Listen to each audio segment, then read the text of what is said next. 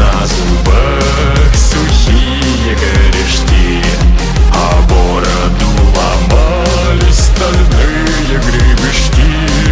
Дорожные пылинки плясали под ногой.